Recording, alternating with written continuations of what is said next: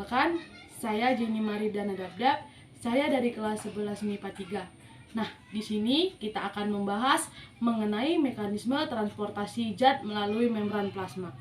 Pengertian transportasi zat yaitu proses keluar masuknya ion molekul melintasi membran sel. Membran sel atau biasa disebut dengan membran plasma yaitu membatasi bagian dalam sel dan lingkungan sekitarnya. Fungsi dari membran sel yaitu yang pertama sebagai tempat pelindung inti sel dan yang kedua yaitu sebagai tempat terjadinya mekanisme transportasi zat. Transportasi zat melalui membran dibagi menjadi dua, yang itu transportasi pasif dan transportasi aktif. Nah, pertama kita akan membahas transportasi pasif. Transportasi pasif adalah transportasi yang berukuran kecil yang tidak memerlukan energi atau ATP dan mengikuti gradien konsentrasinya. Transportasi pasif meliputi yang pertama difusi. Difusi adalah perpindahan molekul ion gas atau cairan dari konsentrasi tinggi atau hipertonik ke konsentrasi rendah atau hiptonik hingga tercapai suatu keseimbangan. Contoh peristiwa difusi. Jika kita membuka botol minyak wangi, molekul gas minyak wangi akan segera menyebar dalam ruangan dan masuk ke dalam sel-sel sensor pada hidung, sehingga kita akan mencium aromanya. Dalam terjadinya difusi, 1. Biasanya memindahkan zat yang berukuran kecil dan gas. 2. Dapat melalui atau tidak melalui membran sel. 3. Hasil akhir difusi adalah kedua lingkungan bersifat isotonik. 2. Difusi dipermudah. Difusi dapat dipermudah oleh protein spesifik yang membentuk saluran protein dan protein transport pada membran sel. Difusi dapat dipermudah oleh protein transport yang berupa protein pembawa atau karir atau protein corong atau channel. Protein pembawa dan protein corong. Contoh dari difusi dipermudah yaitu pada proses molekul glukosa melewati membran sel. 3. Osmosis. Osmosis adalah perpindahan zat pelarut atau air yang menaiki gradien konsentrasi dari konsentrasi rendah atau hiptonik ke konsentrasi tinggi atau hipertonik.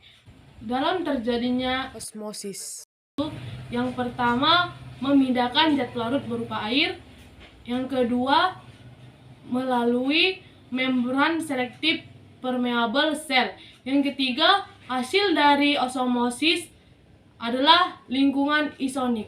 Perbedaan osmosis terhadap kondisi lingkungan pada sel tumbuhan dan sel hewan.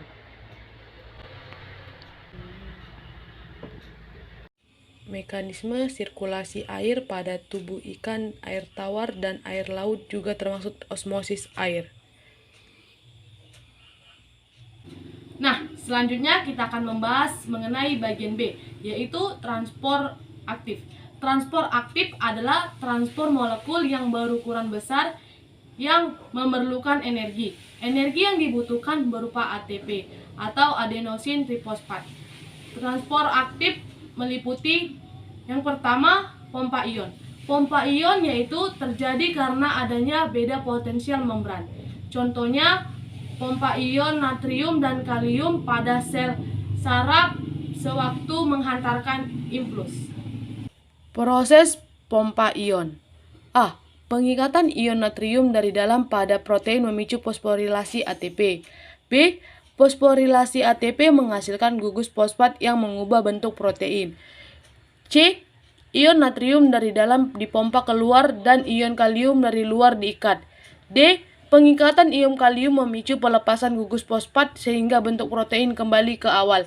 Dan yang terakhir yaitu E. Ion kalium dilepas ke dalam sel dan protein dapat menerima ion natrium kembali. Yang kedua, kode transport. Kode transport yaitu transport zat yang mengaktifkan transport zat lainnya. Contohnya hidrogen yang dipompa keluar sel untuk mengaktifkan transport sukrosa ke dalam sel.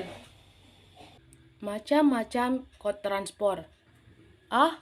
Unipor, transportasi zat dalam suatu arah. B. Simpor, transportasi dua atau lebih zat dalam satu arah. C.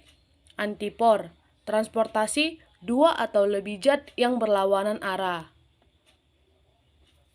Yang ketiga, eksositosis dan endositosis. Eksositosis dan endositosis adalah transport partikel dan molekul besar melalui pelipatan membran plasma atau pembentukan vesikula. A. Eksositosis. Pada eksositosis, vesikula yang berisi makromolekul dari badan Golgi dipindahkan oleh sitoskeleton untuk bergabung dengan membran plasma. Kemudian vesikula menumpahkan isinya ke luar sel.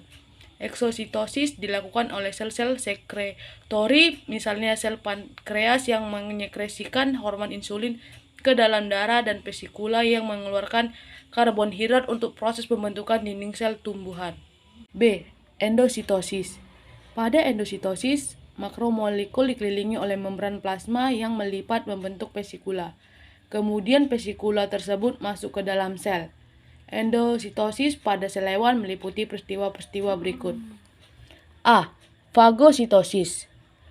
Terjadi saat sel menelan partikel padat makanan dengan pseudopodia. Selanjutnya, partikel dibungkus di dalam kantong membran yang besar atau vakuola.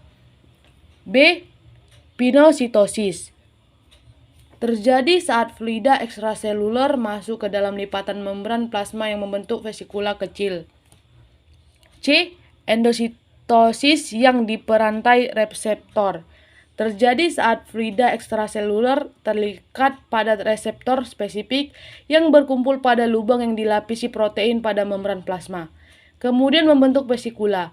Transport ini bertujuan untuk memperoleh substansi spesifik dalam jumlah besar, misalnya penyerapan kolesterol untuk sintesis membran dan prekursor sintesis steroid lainnya. Demikianlah presentasi saya. Saya Jenny Marida Nadabdak. Saya mengucapkan terima kasih. Sampai jumpa.